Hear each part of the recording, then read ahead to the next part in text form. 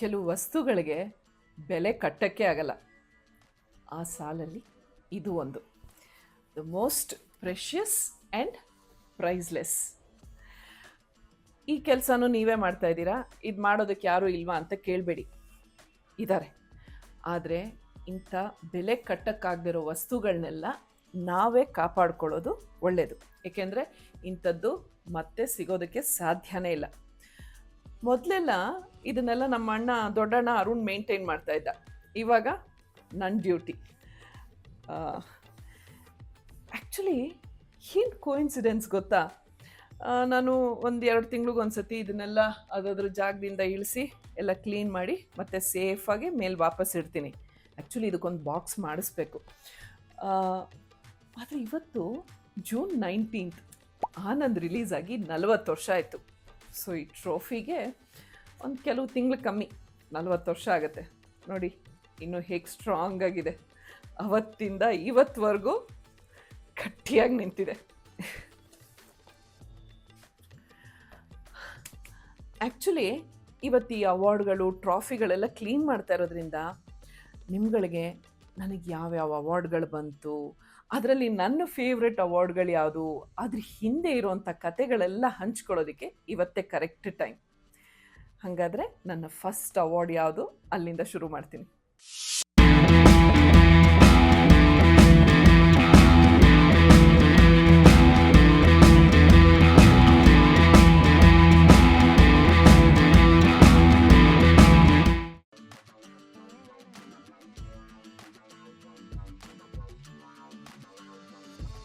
ಕನ್ನಡ ಚಿತ್ರ ರಸಿಕರ ಸಂಘ ನನಗೆ ಸಿಕ್ಕಂತ ಮೊಟ್ಟ ಮೊದಲ ಪ್ರಶಸ್ತಿ. 87ರ ಸಾಲಿನ BR ಪಂತುಲು ಪ್ರಶಸ್ತಿ. ಮನಮೆಚ್ಚಿದ ಹುಡುಗಿ ಸಿನಿಮಾಗೆ ಶ್ರೇಷ್ಠ ನಾಯಕ ನಟಿ ಅಂತ ನನಗೆ ಸಿಕ್ಕಂತ ಪ್ರಶಸ್ತಿ. ಈ ಕಾರ್ಯಕ್ರಮ ನಡೆದಿದ್ದು 1989ನಲ್ಲಿ ರವೀಂದ್ರ ಕಲಾಕ್ಷೇತ್ರದಲ್ಲಿ. ನನಗಿನ್ನೂ ಚೆನ್ನಾಗಿ ಜ್ಞಾಪಕ ಇದೆ. ಫಸ್ಟ್ ಟೈಮ್ ಒಂದು ಸಿನಿಮಾಗೆ ಹೋಗಿ ಅವಾರ್ಡ್ ತೊಗೊಳೋದಿದೆಯಲ್ಲ, ಅಂಥ ಎಕ್ಸೈಟ್ಮೆಂಟು ಅದಿನ್ನೂ ಈಗ ನಡೆದಾಗಿದೆ. ನಾನೊಂಥರ ಒಂದು ಆರೆಂಜ್ ರಸ್ಟ್ ಕಲರ್ ಸೀರೆ ಉಟ್ಟಿದ್ದೆ, ಹೀಗೆ ನಾರ್ತ್ ಇಂಡಿಯನ್ ಟೈಪ್ ಸೆರಗು ಹಾಕ್ಕೊಂಡು ಆ ಪ್ರಶಸ್ತಿನ ತಗೊಂಡಿದ್ದೆ. ಈಗಲೇ ಎಷ್ಟು ಚೆನ್ನಾಗಿದೆ ಅಲ್ವಾ? ಇಷ್ಟು ವರ್ಷಗಳಲ್ಲಿ ನನಗೆ ಬೇಕಾದಷ್ಟು ಪ್ರಶಸ್ತಿಗಳು, ಆಮೇಲೆ ಬೇರೆ ಬೇರೆ ಸಂಘ ಸಂಸ್ಥೆಗಳಿಂದ ಬೇಕಾದಷ್ಟು ಬಿರುದುಗಳೆಲ್ಲ ಸಿಕ್ಕಿದೆ. ಎಕ್ಸಾಂಪಲ್ ಮೈಸೂರು ಮಲ್ಲಿಗೆ, ಕಲಾ ಸಿಂಧೂರಿ, ಆಮೇಲೆ ಕರುನಾಡ ಕಣ್ಮಣಿ, ಹೀಗೆ ಬೇಕಾದಷ್ಟು ಬಿರುದುಗಳು ಸಿಕ್ಕಿದೆ. ಆದರೆ ಇತ್ತೀಚಿನ ದಿನಗಳಲ್ಲಿ ನನಗೆ ಸಿಕ್ಕಂಥ ಒಂದು ಹೊಸ ಬಿರುದು, ನನಗೆ ತುಂಬ ಇಷ್ಟವಾದದ್ದು ಅಂದರೆ ಕಲಾಭಿಸಾರಿಕೆ.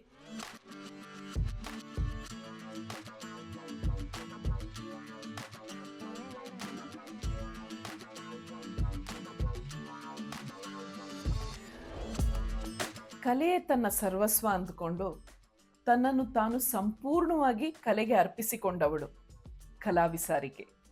ಎಷ್ಟು ಚೆನ್ನಾಗಿದೆ ಅಲ್ವಾ ಇದರ ಅರ್ಥ?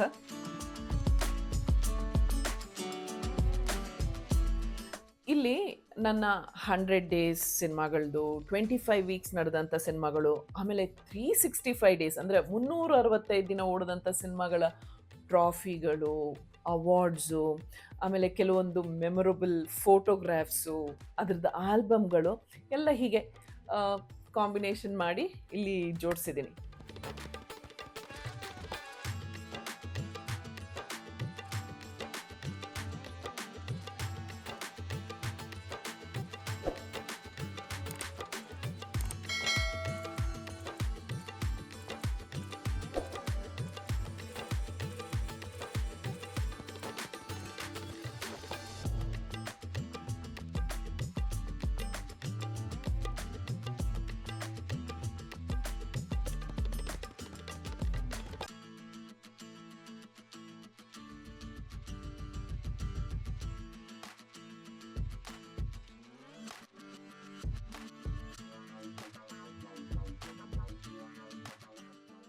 ಈಗ ರಿವೈಂಡ್, ನನ್ನ ಫಸ್ಟ್ ಸ್ಟೇಟ್ ಅವಾರ್ಡ್, ಅದ್ರ ಬಗ್ಗೆ ಹೇಳ್ತೀನಿ. ಇದು ನನಗೆ ಸಿಕ್ಕಂಥ ಮೊದಲನೇ ರಾಜ್ಯ ಪ್ರಶಸ್ತಿ ಆಗಿನ ಮುಖ್ಯಮಂತ್ರಿಗಳಾದ ಎಸ್ ಬಂಗಾರಪ್ಪ ಅವ್ರು ಕೊಟ್ಟರು. ಪಂಚಮವೇದ ಚಿತ್ರಕ್ಕೆ ಬೆಸ್ಟ್ ಆ್ಯಕ್ಟ್ರೆಸ್ ಅವಾರ್ಡ್ ಸಿಕ್ತು. ಫಸ್ಟ್ ಟೈಮ್ ಸ್ಟೇಟ್ ಅವಾರ್ಡ್ ಸಿಕ್ಕಿದಾಗ ಎಷ್ಟು ಖುಷಿ, ಆಮೇಲೆ ಎಂತೂಸಿಯಾಸಮ್ ಎಲ್ಲ ಇರುತ್ತಲ್ವ. ಸೊ ಕಾರ್ಯಕ್ರಮದ ದಿನ ಅದೆಲ್ಲ ಫಿಕ್ಸ್ ಆಯಿತು, ಇನ್ವಿಟೇಷನ್ ಎಲ್ಲ ಬಂತು. ಈ ಒಂದು ಸಮಾರಂಭ ಬಂದು ಮೈಸೂರಲ್ಲಿ ಇತ್ತು, ದಸರಾ ಹಬ್ಬದ ಟೈಮಲ್ಲಿ. ಸೊ ಮೈಸೂರಿಗೆ ಹೋದ್ವಿ. ಆವಾಗ ಒಂದು ಬಸ್ ಮಾಡಿದರು, ಎಲ್ಲರೂ ಯಾರ್ಯಾರಿಗೆ ಪ್ರಶಸ್ತಿ ಸಿಕ್ಕಿತ್ತೋ. ಆಗ 3 ವರ್ಷದ ಪ್ರಶಸ್ತಿ ಒಟ್ಟಿಗೆ ಕೊಟ್ಟರು. ಸೊ ಹಾಗಾಗಿ ತುಂಬ ಜನ ಕಲಾವಿದರು, ಟೆಕ್ನಿಷಿಯನ್ಸು ಎಲ್ಲರೂ ಇದ್ದರು, ಅವಾರ್ಡೀಸ್ಗಳೆಲ್ಲ. ಸೊ ಎಲ್ಲರೂ ಒಟ್ಟಿಗೆ ಬಸ್ಸಲ್ಲಿ ಹೋದ್ವಿ. ಅಲ್ಲೊಂದು ಕಡೆ ನನಗೆ ಈಗ ಹೋಟೆಲ್ ಹೆಸರು ಅದೆಲ್ಲ ಸರಿಯಾಗಿ ನೆನಪಿಲ್ಲ, ರೂಮ್ ಹಾಕಿದ್ರು. ಸೊ ರೂಮ್ಗೆ ಹೋದ್ವಿ. ಯಾರೋ ಬಂದು ನೀವು ಇಂಥ ಟೈಮಿಗೆ ರೆಡಿ ಇರಬೇಕು, ಪಿಕಪ್ ಮಾಡ್ತೀವಿ ಅಂತ ಹೇಳಿದ್ರು. ಆಯಿತು ಅಂದು ಆ ಟೈಮಿಗಿಂತ ಮುಂಚೆನೇ, ಒಂದು ಅರ್ಧ ಗಂಟೆ ಮುಂಚೆನೇ ರೆಡಿಯಾಗಿ, ಅಮ್ಮ ಅದಕ್ಕೋಸ್ಕರ ನನಗೆ ಒಂದು ಹೊಸ ಸೀರೆ, ಕಾಂಜೀವರಂ ಸೀರೆ ಶಾಪಿಂಗ್ ಮಾಡಿದರು. ಯಾಕೆಂದರೆ ಫಸ್ಟ್ ಟೈಮ್ ಅವಾರ್ಡ್ ತೊಗೋತಾ ಇರೋದಲ್ವ ಸ್ಟೇಜ್ ಮೇಲೆ ಹೋಗಿ. ಸೊ ಎಲ್ಲ ರೆಡಿಯಾಗಿ ಕಾಯ್ಕೊಂಡು ಕೂತಿದ್ದೀವಿ. ಹೊರಗಡೆ ಎಲ್ಲರೂ ಓಡಾಟ, ಜನಗಳು ಓಡಾಡ್ತಾ ಇರೋದು ಅದೆಲ್ಲ ಸ್ವಲ್ಪ ಕೇಳ್ತಾ ಇತ್ತು. ಆಮೇಲೆ ಅಮ್ಮ ಏನು ಮಾಡಿದ್ರು, ರೂಮ್ ಬಾಗಿಲು ತೆಗೆದಿಟ್ರು. ಅಕಸ್ಮಾತು ಕರೆಯೋಕ್ಕೆ ಬಂದರೆ ಗೊತ್ತಾಗತ್ತೆ ಅಂತ, ಬೈ ಚಾನ್ಸ್ ಏನಾದರೂ ರೂಮ್ ನಂಬರ್ ಕನ್ಫ್ಯೂಷನ್ ಅದೆಲ್ಲ ಆಗೋದು ಬೇಡ ಅಂತ. ಹೋಗೋರೆಲ್ಲ ಹೋಗ್ತಾಯಿದ್ರು, ಎಲ್ಲ ಸುಮಾರು ಗಲಾಟೆ ಇತ್ತು ಹೊರಗಡೆ. ನಾವು ಕಾಯ್ತಾ ಇದ್ದೀವಿ. ಆಮೇಲೆ ಈಗ ಬರ್ಬೋದೇನೋ, ಬರ್ಬೋದೇನೋ, ಇಷ್ಟೊಂದು ಜನ ಎಲ್ಲ ಹೋಗಬೇಕಲ್ಲ ಅಂತ. ಆಮೇಲೆ ಒಂದು ಸ್ವಲ್ಪ ಹೊತ್ತಾದಮೇಲೆ ಬೋರ್ ಹೊಡೆಯೋಕ್ಕೆ ಶುರು ಆಯಿತು. ಟಿ ವಿ ಆನ್ ಮಾಡಿದ್ವಿ, ಲೈವ್ ಟೆಲಿಕಾಸ್ಟ್ ಇತ್ತು. ಟಿ ವಿಲಿ ನೋಡ್ತಾ ಇದ್ದೀವಿ, ಕಾರ್ಯಕ್ರಮ ಶುರು ಆಯಿತು. ಅಯ್ಯೋ ಇದೇನಿದು, ಕಾರ್ಯಕ್ರಮ ಶುರುವಾಗೋಯ್ತಲ್ಲ, ನಮ್ಮನ್ನೇನು ಕರೆದೇ ಇಲ್ವಲ್ಲ ಅಂತ. ಆಮೇಲೆ ಅಲ್ಲೇ ರಿಸೆಪ್ಷನ್ನಲ್ಲಿ ಒಂದೆರಡು ಸತಿ ಫೋನ್ ಮಾಡಿ ಕೇಳಿದ್ವಿ. ಅವ್ರಿಗೂ ಏನೋ ಹೆಚ್ಚಾಗಿ ಇದ್ರ ಬಗ್ಗೆ ಗೊತ್ತಿರಲಿಲ್ಲ. ಆಮೇಲೆ ಕಾಯ್ತಾ ಇದ್ದೀವಿ. 1 ಗಂಟೆ ಆಯಿತು, 2 ಗಂಟೆ ಆಯಿತು, ಯಾರೂ ಇಲ್ಲವೇ ಇಲ್ಲ. ಆಮೇಲೆ ಕಾರಿಡಾರಲ್ಲೆಲ್ಲ ನೋಡ್ತೀವಿ, ಅಲ್ಲೂ ಯಾರೂ ಇಲ್ಲ. ಕೆಳಗಡೆ ಇಳಿದು ಹೋಗಿ ನೋಡಿದ್ವಿ, ಅಲ್ಲೂ ಯಾರೂ ಇಲ್ಲ. ಆಲ್ಮೋಸ್ಟ್ ಎಲ್ಲರೂ ಹೊರಟೋಗಿದ್ದಾರೆ. ಇದೇನಿದು ಹಿಂಗಾಯ್ತಲ್ಲ ಅಂತ. ಅವಾಗ ಈ ಮೊಬೈಲ್ ಫೋನು ಅದೆಲ್ಲ ಇತ್ತಿಲ್ವಲ್ಲ, ಏನು ಮಾಡೋದು ಅಂತ ಗೊತ್ತಿಲ್ಲ. ಆಮೇಲೆ ತಿರ್ಗಾ ರಿಸೆಪ್ಷನಲ್ಲೆಲ್ಲ ಕೇಳಿದ್ವಿ, ನಮ್ಮನ್ನು ಯಾರಾದರೂ ಕರೆದ್ರಾ, ನಮ್ಗೆ ಯಾರಾದರೂ ಕೇಳ್ಕೊಂಡು ಬಂದ್ರಾ ಪಿಕಪ್ಗೆ ಅಂತ. ಇಲ್ಲ, ಯಾರೂ ಬಂದಿಲ್ಲ ಅಂದರು. ಅಷ್ಟೊತ್ತಿಗಾಗಲೇ ಸುಮಾರು 3-4 ಗಂಟೆ ಆಗೋಗಿತ್ತು. ಅಂದರೆ ಕಾರ್ಯಕ್ರಮ ಶುರುವಾಗಿ ಒಂದು 3-4 ಅವರ್ಸ್ ಆಗೋಗಿತ್ತು. ಅಮ್ಮನಿಗೂ ಬೇಜಾರು, ಒಂದು ಕಡೆ ಕೋಪ, ಹಿಂಗಾಗೋಯ್ತಲ್ಲ ಅಂತ. ನಾನು ಫುಲ್ಲು ಗಂಗೆ ಯಮುನೆ ಎಲ್ಲ ಕಣ್ಣಲ್ಲಿ ಅಳ್ತಾ ಕೂತಿದ್ದೆ, ಹಿಂಗಾಗೋಯ್ತು ಅಂತ ಫುಲ್ ಬೇಜಾರಾಗಿ. ಆಲ್ಮೋಸ್ಟ್ ಎಲ್ಲ ಡ್ರೆಸ್ ಚೇಂಜ್ ಎಲ್ಲ ಮಾಡಿ ಕೂತ್ಕೊಳ್ಳೋಣ ಅಂತ ಅಂದ್ಕೊಳ್ಳೋ ಟೈಮಲ್ಲಿ ಅಲ್ಲಿ ಲಿಟ್ರಲ್ಲಾಗಿ ನನಗೆ ಆ ವರ್ಷ ಯಾರ್ಯಾರಿಗೆ ಪ್ರಶಸ್ತಿ ಬಂತೋ ಆ ಪಾರ್ಟು, ಆ ಸೆಗ್ಮೆಂಟ್ ಸ್ಟಾರ್ಟ್ ಆಯಿತು. ಅಲ್ಲಿ ನಡೀತಾ ಇದೆ, ನೋಡ್ತಾ ಇದ್ದೀವಿ. ನೋಡ್ತು ಅಂತಂದರೆ ನಾವಿಲ್ಲೇ ರೂಮಲ್ಲಿ ಕೂತಿದ್ದೀವಿ. ಆಗ ಯಾರೊಬ್ಬ ವ್ಯಕ್ತಿ, ಅವ್ರು ಯಾರು ಅಂತ ಗೊತ್ತಿಲ್ಲ. ಇವತ್ತಿಗೂ ಐ ವಿಶ್ ನನಗೆ ಅವತ್ತು ಆ ಸಮಯ ಪ್ರಜ್ಞೆ ಇದ್ದಿದ್ರೆ ಚೆನ್ನಾಗಿರ್ತಿತ್ತು ಅನಿಸುತ್ತೆ. ಅವ್ರು ಯಾರು, ಅವ್ರ ಹೆಸರು ಏನಾದರೂ ತಿಳ್ಕೊಬೇಕಾಗಿತ್ತು ಅಂತ. ಬಟ್ ಆನೆಸ್ಟ್ಲಿ ಇವತ್ತಿಗೂ from the bottom of my heart ಅವ್ರಿಗೆ ಧನ್ಯವಾದಗಳನ್ನ ಹೇಳ್ತೀನಿ. ಏಕೆಂದರೆ ಅವತ್ತು ಅವ್ರು ಬಂದು ಆ ವ್ಯಕ್ತಿ ಹಠ ಮಾಡಿ ನಮ್ಮನ್ನು ಕರ್ಕೊಂಡು ಹೋಗಲಿಲ್ಲ ಅಂದಿದ್ರೆ ನಾನು ಆ ಸ್ಟೇಜ್ ಮೇಲೆ ಹೋಗಿ ಆ ಪ್ರಶಸ್ತಿ ತಗೊಳ್ಳೋ ಅಂಥ ಒಂದು ಅವಕಾಶನೇ ನಂಗೆ ಸಿಗ್ತಾ ಇರಲಿಲ್ಲ. ಅವ್ರು ಯಾರೋ ಪಾಪ ಒಂದು ವಾಲಂಟಿಯರ್, ಅವ್ರು ಬಂದರು. ಬನ್ನಿ ಇದು ನಿಮ್ಮ ಅದೇ ಆ ಸಾಲಿನ ಪ್ರಶಸ್ತಿಗಳನ್ನ ಕೊಡ್ತಾ ಇದ್ದಾರೆ, ಬನ್ನಿ ಇವಾಗ ನೆಕ್ಸ್ಟು ಇನ್ನೊಂದು 3-4 ಇದರಲ್ಲಿ ನಿಮ್ಮ ಟರ್ನ್ ಬರುತ್ತೆ ಅಂತ. ನಮ್ಮಮ್ಮ ಸಡನ್ನಾಗಿ ಇಲ್ಲ ಬೇಡ ಏನು, ಅವ್ರು ಎಷ್ಟು ಹಠ ಮಾಡಿದ್ರು ಅಂದರೆ ಇಲ್ಲ ನೀವು ಬರಲೇಬೇಕು, ನಾನು ಕರ್ಕೊಂಡು ಹೋಗ್ತೀನಿ ಅಂತ. ಅಂದರೆ ವೆನ್ಯೂ ತುಂಬ ಹತ್ತಿರ. ಇಲ್ಲಿ ನಾನು ಯಾರನ್ನೂ ಬ್ಲೇಮ್ ಮಾಡ್ತಾ ಇಲ್ಲ, but lack of communication, lack of proper arrangements ಅಷ್ಟೇ. ಸೊ ಹಾಗಾಗಿ ಅವರು ಬಲವಂತ ಮಾಡಿ ಅಮ್ಮನನ್ನು ಅವ್ರ ಕಾರಲ್ಲಿ ನಮ್ಮನ್ನು ಕರ್ಕೊಂಡು ಹೋದರು. ತುಂಬ ಹತ್ರನೇ ಇದ್ದಿದ್ದು ವೆನ್ಯೂ. ಅಲ್ಲಿ ಹೋದರೆ ಏನಾಯಿತು, ನಾನು ಯಾರು ಅಂತ ಗೊತ್ತು. ಅಲ್ಲಿ ಕೆಲವೊಂದು ಸೆಕ್ಯೂರಿಟಿ ಇಶ್ಯೂಸು ಇತ್ತು ಆ ವರ್ಷ. ಅದು ನನಗೆ ಡೀಟೇಲ್ಸ್ ಎಲ್ಲ ಜ್ಞಾಪಕ ಇಲ್ಲ. ನನ್ನನ್ನು ಒಳಗಡೆ ಬಿಟ್ಟರು, ಆತನ್ನ ಒಳಗಡೆ ಬಿಟ್ಟರು. ಯಾಕೆಂದರೆ ಅವ್ರ ಹತ್ರ ಆ ಬ್ಯಾಡ್ಜು ಅದೆಲ್ಲ ಇತ್ತು. ಅಮ್ಮನ್ನ ಬಿಡಲಿಲ್ಲ ಪೊಲೀಸ್ನವ್ರು, ಏನು ಮಾಡಿದ್ರು ಬಿಡಲಿಲ್ಲ. ಅಫ್ಕೋರ್ಸ್ ಈಗ ಅವ್ರನ್ನೂ ಬ್ಲೇಮ್ ಮಾಡೋಕ್ಕಾಗಲ್ಲ, ಯಾಕೆಂದರೆ ಅವ್ರಿಗೇನು ಇನ್ಸ್ಟ್ರಕ್ಷನ್ಸ್ ಬಂದಿರುತ್ತೋ ಸೆಕ್ಯೂರಿಟಿ ಪರ್ಪಸ್ಗೋಸ್ಕರ. ಸೊ ಅಮ್ಮ ಒಳಗೆ ಬರೋಕ್ಕಾಗಲೇ ಇಲ್ಲ. ಅಮ್ಮ ಎಲ್ಲೋ ಹೊರಗಡೆ ನಿಂತಿದ್ದಾರೆ. ನಾನಲ್ಲಿ ಲಿಟ್ರಲಿ ಹಿಂಗೆ ನನ್ನೂ ಕರ್ಕೊಂಡೋಗಿ ಅಲ್ಲಿ ಸ್ಟೇಜ್ ಮೇಲೆ ಕೂರಿಸ್ಬೇಕು. ಏಕೆಂದರೆ ಎಲ್ಲ ಅವಾರ್ಡೀಸು ಅಲ್ಲಿ ಸ್ಟೇಜ್ ಮೇಲೆ ಕೂತಿದ್ರು. ಅವಾಗ ನನ್ನ ಹೆಸರು ಅನೌನ್ಸ್ ಮಾಡ್ತಾ ಇದ್ದಾರೆ. ಹೆಂಗೆ ಅಂದರೆ ನಾನು ಲಿಟ್ರಲಿ ಸ್ಟೇಜ್ ಮೇಲೆ ಕಾಲಿಟ್ಟು ಹೋಗಿ ಪ್ರಶಸ್ತಿ ಸ್ವೀಕರಿಸಿ ಬಂದಿದ್ದು. ಸೊ ಈ ಇನ್ಸಿಡೆಂಟ್ ಬಗ್ಗೆ ನಾನು ತುಂಬ ಇಂಟರ್ವ್ಯೂಗಳಲ್ಲಿ ಎಲ್ಲ ಕಡೆನೂ ಹೇಳಿದ್ದೀನಿ. ಒಂದು ಕಡೆ ಖುಷಿ ಅವಾರ್ಡ್ ಸಿಗ್ತಾ ಇದೆ ಅಂತ, ಆದರೆ ಇನ್ನೊಂದು ಕಡೆ ಅಷ್ಟೇ ಬೇಜಾರು, ಏಕೆಂದರೆ ಅಮ್ಮ ಒಳಗೆ ಬರೋಕ್ಕೆ ಆಗಲಿಲ್ಲ.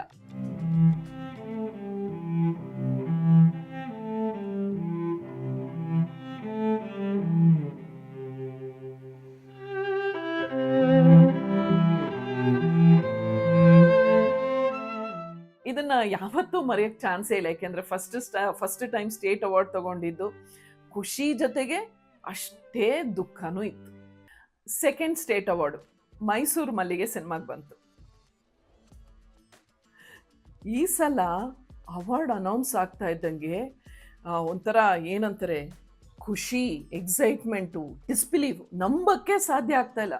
ಯಾಕೆಂದರೆ ಒಂದೇ ವರ್ಷದ ಗ್ಯಾಪಲ್ಲಿ 2ನೇ ಸ್ಟೇಟ್ ಅವಾರ್ಡ್ ಬಂತು.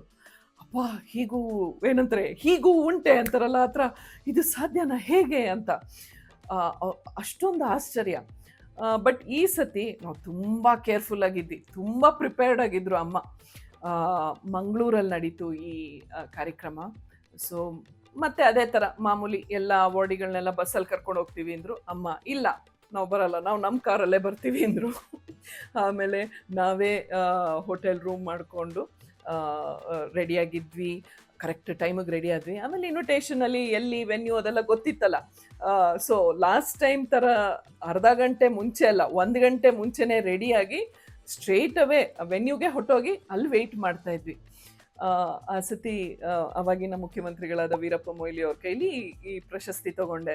ಅಮ್ಮ ಮೈಸೂರು ಮಲ್ಲಿಗೆ ಸಿನಿಮಾ ಅಲ್ವಾ, ಸೊ ಮೈಸೂರು ಮಲ್ಲಿಗೆ ಬಿಳಿ ಹೂವು, ಬಿಳಿ ಕಲರ್ ಅಲ್ವಾ, ಅದಕ್ಕೆ ಒಂದು ವೈಟ್ ಗಾಗ್ರ ಎಲ್ಲ ಹೊಲಿಸಿದ್ರು. ಬಟ್ ಲಕ್ಕಿಲಿ ಆ ಸತಿ ಎಲ್ಲ ತುಂಬ ಚೆನ್ನಾಗಿ, ತುಂಬ ಸ್ಮೂತಾಗಿ ನಡೀತು. ಕಾರ್ಯಕ್ರಮನೂ ತುಂಬ ಚೆನ್ನಾಗಾಯಿತು. ಆಮೇಲೂ ಅಷ್ಟೇ ಫಂಕ್ಷನ್ ಎಲ್ಲ ಚೆನ್ನಾಗಿತ್ತು. ಸೊ ಮೈಸೂರು ಮಲ್ಲಿಗೆಗೆ ಅವಾರ್ಡ್ ತೊಗೊಂಡಿದ್ದು ಒಂಥರ ಒಂದು ಖುಷಿಯಾದ ಒಂದು ಸಂದರ್ಭ.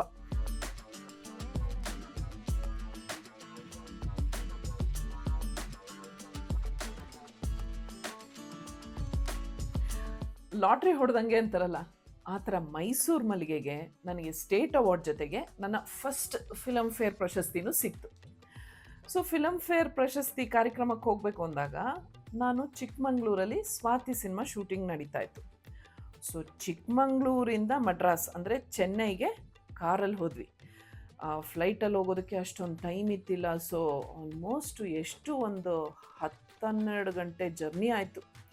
ಇಲ್ಲಿ ಶೂಟಿಂಗ್ ಮುಗಿಸ್ಕೊಂಡು ಮಧ್ಯಾಹ್ನನೋ ಬೆಳಗ್ಗೆನೋ ಸಮಥಿಂಗ್ ಲೈಕ್ ದಟ್ ಹೊರಟು ಅಲ್ಲಿ ಸಂಜೆ ಕಾರ್ಯಕ್ರಮ ಶುರು ಆಗೋ ಅಷ್ಟೊತ್ತಿಗೆ ಅಲ್ಲಿ ರೀಚ್ ಆಗಿ ರೆಡಿಯಾಗಿ ಫಂಕ್ಷನ್ಗೆ ಹೋದ್ವಿ. ಸೊ ಎಲ್ಲ ಚೆನ್ನಾಗಿತ್ತು. ಸ್ಟೇಜ್ ಮೇಲೆ ನನ್ನ ಹೆಸರು ಕರೆದ್ರು ಅವಾರ್ಡ್ ತೊಗೊಳೋದಕ್ಕೆ. ತುಂಬ ನಾನು ಸ್ಟೈಲಾಗಿ ಸ್ಟೇಜ್ ಮೇಲೆ ಹೋದೆ. ನನ್ನ ಮನಸ್ಸಲ್ಲಿ ಏನಂತಾರೆ, ಅವಾರ್ಡ್ ಕೊಡ್ತಾರೆ, ಇಸ್ಕೋತೀನಿ, ಆಮೇಲೆ ಏನೋ ಮಾತಾಡೋಕ್ಕೆ ಹೇಳ್ತಾರೆ, ಸ್ಪೀಚ್ ಮಾಡ್ತೀನಿ, ಆ ಥರ ಎಲ್ಲ. ಸೊ SP ಮುತ್ತುರಾಮನ್ ಅವರು ತುಂಬ ದೊಡ್ಡ ನಿರ್ಮಾಪಕರು, ಸೌತ್ ಇಂಡಿಯಾಗೆ ತುಂಬ ದೊಡ್ಡ ನಿರ್ಮಾಪಕರು. ಅವರು ಈ ಪ್ರಶಸ್ತಿನ ಕೊಟ್ಟರು.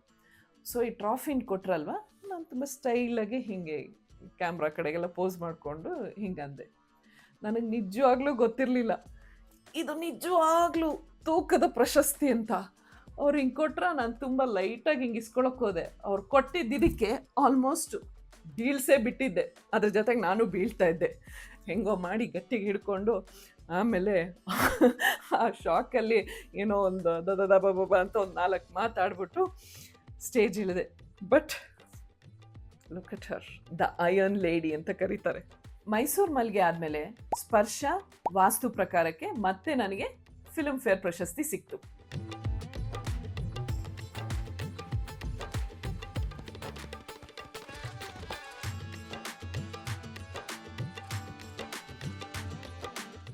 ಇದ್ರ ಜೊತೆಗೆ ನನಗೆ ಬೇಕಾದಷ್ಟು ರೆಪ್ಯೂಟೆಡ್ ಸಂಘ ಸಂಸ್ಥೆಗಳಿಂದ ಹಲವಾರು ಅವಾರ್ಡ್ಗಳು ಬಂದಿದೆ. ಇನ್ಫ್ಯಾಕ್ಟ್ ಒಂದು ಟೈಮಲ್ಲಿ ಮೀಡಿಯಾದವರು ನನ್ನ ಹೆಸರನ್ನೇ ಬದಲಾಯಿಸ್ಬಿಟ್ಟಿದ್ರು, ಸುಧಾರಾಣಿ ಅಲ್ಲ ಅವಾರ್ಡ್ಸ್ ರಾಣಿ ಅಂತ. ಇನ್ನೊಂದು best moment of my life, ನಾನು ಎಕ್ಸ್ಪೆಕ್ಟೇ ಮಾಡಿದ್ದಿಲ್ಲ. ಇಂಡಿಯಾ ಪೋಸ್ಟ್ ಕರ್ನಾಟಕ ಪೋಸ್ಟಲ್ ಸರ್ಕಲ್ನಿಂದ ಲಿಮಿಟೆಡ್ ಎಡಿಷನ್ ನನ್ನ ಒಂದು ಸ್ಟ್ಯಾಂಪ್ನ ರಿಲೀಸ್ ಮಾಡಿದ್ರು.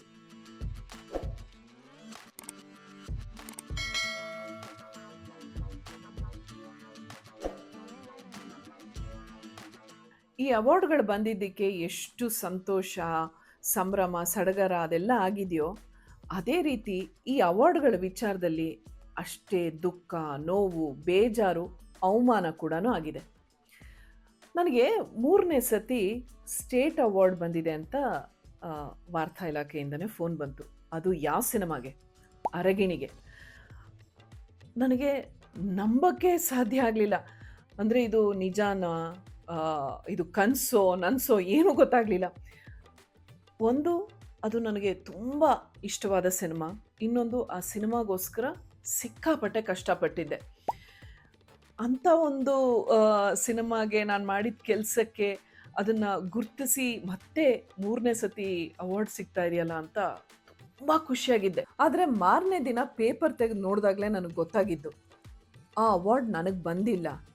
It was a biggest shock of my life ಅಂತ ಹೇಳಬೇಕು. ಅದು ಬೇರೆ ಯಾರೋ ಕಲಾವಿದ್ರಿಗೆ ಹೋಗಿದೆ. ಅವ್ರಿಗೆ ಅವಾರ್ಡ್ ಹೋಯಿತು ಅನ್ನೋದು ಬೇಜಾರಿಲ್ಲ, ಏಕೆಂದರೆ definitely they were also deserving. ಅವ್ರಿಗೆ ಖಂಡಿತವಾಗ್ಲೂ ಆ ಅರ್ಹತೆ ಇತ್ತು. ಅಷ್ಟೇ ಸೊಗಸಾಗಿ ನಟನೆ ಮಾಡಿದರು. That person deserved it. But ಬೇಜಾರು ಎಲ್ಲಾಗಿದ್ದು ಅಂದರೆ, ಈ ಈ ರೂಲಿಂಗ್ ಬಾಡಿ ಏನಿದೆ, ಅವಾರ್ಡ್ ಕಮಿಟಿ ಆಗಿರ್ಬೋದು ಅಥವಾ ಆ ಇಲಾಖೆ ಆಗಿರ್ಬೋದು, ಯಾಕೆ ಹೀಗೆ ಮಾಡಿದ್ರು ಅಂತ. ನಿಮ್ಗೆ ಅವ್ರಿಗೆ ಕೊಡಬೇಕು ಅಂತಿದ್ದಿದ್ರೆ ಅದನ್ನು ಮೊದಲೇ ಅವ್ರಿಗೆ ಕೊಟ್ಟಿದ್ದಿದ್ರೆ ಚೆನ್ನಾಗಿರ್ತಿತ್ತಲ್ವ. ಒಬ್ರಿಗೆ ಹೇಳಿ ಆಮೇಲೆ ಅದನ್ನು ವಾಪಸ್ ತೊಗೊಂಡು ಇನ್ನೊಬ್ರಿಗೆ ಕೊಟ್ಟು ಈ ರೀತಿ ಕನ್ಫ್ಯೂಷನ್ ಎಲ್ಲ ಯಾಕೆ? ನನಗೆ ಅವ್ರಗಳ ಮೇಲೆ ಬೇಜಾರಿದೆ. ಅಂದರೆ ಇನ್ನೂ ನೀಟಾಗೆ, ಚೆನ್ನಾಗೆ, ಇನ್ನೂ ಒಂದು ಡಿಗ್ನಿಫೈಡ್ ವೇಲಿ ಹ್ಯಾಂಡಲ್ ಮಾಡ್ಬೋದಾಗಿತ್ತು ಅಂತ. ಸರಿ, ಅದಾದಮೇಲೆ ಸುಮಾರು ವರ್ಷಗಳಾಯಿತು. ಇತ್ತೀಚೆಗೆ ಒಂದು 7-8 ವರ್ಷದ ಹಿಂದೆ, 7-8 ವರ್ಷನೂ ಇರ್ಬೋದು, ಇನ್ನೊಂದು ಸಿನಿಮಾ ಮಾಡಿದೆ, ಮೂಡ್ಲ ಸೀಮೆಯಲ್ಲಿ ಅಂತ. ಇನ್ಫ್ಯಾಕ್ಟ್ ಪ್ರೀವಿಯಸ್ದು ಹೇಳಕ್ಕೆ ಹೋದರೆ ಅರಗಿಣಿಗೆ ಒಳ್ಳೆ ಸಾಮಾಜಿಕ ಕಳಕಳಿ ಇರುವಂಥ ಚಿತ್ರ ಅಂತ ಅವಾರ್ಡು ಬಂದಿತ್ತು. ಆಮೇಲೆ ಈ ಮೂಡಲ ಸೀಮೆಯಲ್ಲಿಗೂ ಅಷ್ಟೇ ಒಳ್ಳೆ ಸೊಸೈಟಿಗೆ ಮೆಸೇಜ್ ಕೊಡುವಂಥ ಸಿನಿಮಾ ಅಂತ ಅವಾರ್ಡ್ ಬಂತು, ಸ್ಟೇಟ್ ಅವಾರ್ಡ್ ಬಂತು. ಆವಾಗಲೂ ಅದೇ ರೀತಿ ಆಯಿತು. ಇದೇ ರೀತಿ ಫೋನ್ ಬಂತು, ನಿಮಗೊಂದು ಸಿಹಿ ಸುದ್ದಿ ಕಾದಿದೆ, ರೆಡಿಯಾಗಿರಿ, you will get a wonderful surprise ಅಂತೆಲ್ಲ ಹೇಳಿದ್ರು. ನೋಡಿದ್ರೆ ಮತ್ತೆ ಇದೇ ಕತೆ. ಏನು ಅಂದರೆ, ಅಲ್ಲಿ ಇದ್ದಂಥ ಜೂರಿ ಎಲ್ರಿಗೂ ಅನ್ನಿಸ್ತಂತೆ, ಇವ್ರಿಗೆ ಆಲ್ರೆಡಿ ಅವಾರ್ಡ್ ಬಂದಿದೆ, ಮತ್ತೆ ಇವ್ರಿಗೆ ಯಾಕೆ ಕೊಡಬೇಕು, ಯಾರಾದರೂ ಹೊಸಬ್ರಿಗೆ ಕೊಡೋಣ ಅಂತ. ತಪ್ಪಿಲ್ಲ, ಹೊಸಬ್ರನ್ನ ಪ್ರೋತ್ಸಾಹಿಸಬೇಕು. ಆದರೆ ಕೆಲಸ ಅಂತ ಬಂದಾಗ, ಪಾತ್ರ ಅಂತ ಬಂದಾಗ, ಯಾರು ಡಿಸರ್ವಿಂಗೋ ಅಥವಾ ಯಾವ ಪಾತ್ರಕ್ಕೆ ಅಷ್ಟು ಅವರು ಎಫರ್ಟ್ ಹಾಕಿ ಮಾಡಿದ್ದಾರೆ ಅಥವಾ ಪಾತ್ರ ಅಷ್ಟು ಸ್ಟ್ರಾಂಗ್ ಆಗಿದೆ, ಒಂದು ಸ್ಟ್ರಾಂಗ್ ಮೆಸೇಜ್ ಇದೆ ಒಂದು. ಏಕೆಂದರೆ ಈ ಮೂಡ್ಲ ಸೀಮೆಯಲ್ಲಿ ಬಂದು ಒಂದು ನೈಜ ಘಟನೆಯನ್ನು ತಗೊಂಡು ಸಿನಿಮಾ ಮಾಡಿದಂಥ ಕತೆ ಮಾಡಿದಂಥ ಸಿನಿಮಾ ಅದು. ಸೊ ಹಾಗಾಗಿ ತುಂಬ ಒಂದು ಪಾಸಿಟಿವ್ ಮೆಸೇಜ್ ಇತ್ತು. ಅದೆಲ್ಲನೂ ಕನ್ಸಿಡ್ರ್ ಮಾಡಬೇಕಲ್ವ. ಸೊ ಮತ್ತೆ ಜೂರಿ ಫೆಲ್ಟ್ ಅದರ್ವೈಸ್, ಇಲ್ಲ ಬೇರೆಯವ್ರಿಗೆ ಕೊಡಬೇಕು ಅಂತ. ಸೊ ಆವಾಗ ಒಂದು ಸತಿ ಡಿಸಪಾಯಿಂಟ್ ಆಯಿತು. ಇದು ಈ ಥರದ್ದು ಬರೀ ನನಗೊಬ್ಳಿಗೆ ಆಗಿದೆ ಅಂತ ನಾನು ಹೇಳ್ತಾ ಇಲ್ಲ, ತುಂಬ ಜನ ಕಲಾವಿದ್ರಿಗಾಗಿದೆ ಈ ಥರ. ಎಷ್ಟೋ ಜನ ಇನ್ಫ್ಯಾಕ್ಟ್ ಅದಕ್ಕೆ ಅವಾರ್ಡ್ ಫಂಕ್ಷನ್ಗಳು ಅಂದರೆ ಬರೋದಕ್ಕೆ ಹೋಗೋದಿಲ್ಲ. ಇದೆಲ್ಲ ಆದಮೇಲೆ ಇತ್ತೀಚೆಗೆ ಲಾಸ್ಟ್ ಇಯರ್ ಇದೇ ಥರ ಇನ್ನೊಂದು ಘಟನೆ ಆಯಿತು. ಈ ಘಟನೆ ಸ್ಟೇಟ್ ಅವಾರ್ಡಿಗೆ ಸಂಬಂಧಪಟ್ಟಿದ್ದಲ್ಲ, ಕರ್ನಾಟಕದ ಒಂದು ಹೆಸರಾಂತ ಪತ್ರಿಕೆ ಅವರು ನಡೆಸೋವಂಥ ಅವಾರ್ಡ್ ಫಂಕ್ಷನ್ಗೆ ಸಂಬಂಧಪಟ್ಟಿದ್ದು. ಈ ಪತ್ರಿಕೆಯ ಮುಖ್ಯಸ್ಥರು ಇನ್ವೈಟ್ ಮಾಡೋದಕ್ಕೆ ಅಂತ ಮನೆಗೆ ಬಂದರು, ಇನ್ವಿಟೇಷನ್ ಕೊಟ್ಟರು, ಜೊತೆಗೆ ಅದನ್ನು ಕೊಟ್ಟರು. ನೋಡಿ,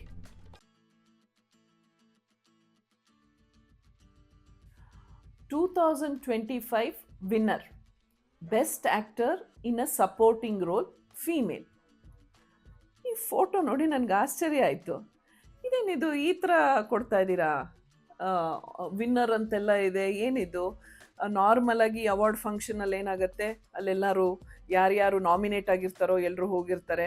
ಅಲ್ಲಿ ಸರ್ಪ್ರೈಸಾಗಿ ಎನ್ವಲಪಿಂದ ತೆಗೆದು ಗೆಸ್ಟ್ ತೆಗೆದು ಹೆಸರು ಓದ್ತಾರೆ, ಇಂಥವ್ರು ವಿನ್ನರು ಅಂತ. ಹಾಗಲ್ವಾ ಪದ್ಧತಿ ಇರೋದು? ಇದೇನು ಈಗಲೇ ಕೊಡ್ತಾ ಇದ್ದೀರಾ ನನಗೆ ಅಂತ. ಇಲ್ಲ ಇಲ್ಲ, ನಮ್ಮ ಆಸೆ ನಿಮ್ಮ ಕೈಯಲ್ಲಿ ನಮ್ಮ ಪತ್ರಿಕೆ ನಡೆಸ್ತಾ ಇರುವಂಥ ಈ ಅವಾರ್ಡಿಂದು ಟ್ರಾಫಿ ನೀವು ಇಟ್ಕೊಂಡಿರೋದು ನೋಡಬೇಕು ಅನ್ನೋದೇ ನಮ್ಮ ಆಸೆ, ಅದಕ್ಕೆ ನಿಮಗೆ ಮೊದಲೇ ಹೇಳ್ತಾ ಇದ್ದೀವಿ ಅಂತ. ಬಟ್ ಆ್ಯಕ್ಚುಲಿ ಫೋಟೋ ತೊಗೊಳ್ಳೋದು, ಆ ಟ್ರಾಫಿ ಹಿಡ್ಕೊಂಡು ಅವಾಗ ತೊಗೊಂಡ್ರೆ ಚೆನ್ನಾಗಿರುತ್ತಲ್ವಾ ಅಂತಂದೆ. ಇಲ್ಲ ಇಲ್ಲ, ಅದು ತೊಗೊಳ್ಳೋರಂತೆ, ಬಟ್ ಇದು ನಮ್ಮ ಖುಷಿಗೆ ನಾವು ಕೊಡ್ತಾ ಇದ್ದೀವಿ, ಸೊ ನೀವು ಖಂಡಿತವಾಗ್ಲೂ ಕಾರ್ಯಕ್ರಮಕ್ಕೆ ಬರಲೇಬೇಕು ಅಂತ ಹೇಳಿದ್ರು. ಸರಿ, ಅವಾರ್ಡ್ ಕೊಡ್ತಾ ಇದ್ದಾರೆ ಅಂದರೆ ಹೇಗೆ ಬರಲ್ಲ ಅಂತ ಹೇಳೋಕ್ಕಾಗತ್ತೆ. ಆಯಿತು, ಬರ್ತೀನಿ ಅಂದೆ. ಬಟ್ ಆ್ಯಕ್ಚುಲಿ ಅವತ್ತು ನನಗೆ ಬೇರೆ ಒಂದು ಕಾರ್ಯಕ್ರಮ ಒಪ್ಕೊಂಡಿದ್ದೆ. ಆ ಕಾರ್ಯಕ್ರಮಕ್ಕೆ ಹೋಗಬೇಕಾಗಿತ್ತು. ಅಲ್ಲಿ ಆ ಕಾರ್ಯಕ್ರಮಕ್ಕೆ ಹೋದೆ, ಅವ್ರಿಗೆ ರಿಕ್ವೆಸ್ಟ್ ಮಾಡಿಕೊಂಡೆ, ನನಗೆ ಈ ಥರ ಹೀಗೆ ಒಂದು ಅವಾರ್ಡ್ ಫಂಕ್ಷನ್ ಇದೆ, ನಾನು ಹೋಗಲೇಬೇಕು ಅಂದರೆ. ಪಾಪ ಅವರು ತುಂಬ ದೊಡ್ಡ ಮನಸ್ಸಿಂದ ನನ್ನನ್ನು ಬಿಟ್ಕೊಟ್ರು. ನಾನು ಒಪ್ಕೊಂಡಿದ್ದು ಮೊದಲು ಅವ್ರ ಕಾರ್ಯಕ್ರಮ ಆದರೂ ಪರವಾಗಿಲ್ಲ ಮೇಡಮ್, ನೀವು ಹೋಗಿ, ನಿಮ್ಗೆ ಅವಾರ್ಡ್ ಬರ್ತಾ ಇದೆ ಅಂದರೆ ಖಂಡಿತವಾಗ್ಲೂ ಹೋಗಿ, ಪರವಾಗಿಲ್ಲ ಅಂತಂದು. ಸೊ ಇಲ್ಲಿಗೆ ಬಂದೆ, ಈ ಅವಾರ್ಡ್ ಫಂಕ್ಷನಿಗೆ ಬಂದೆ. ಸುಮಾರು ಒಂದು 3-4 ಗಂಟೆ ಕಾಯಿಸಿದ್ರು.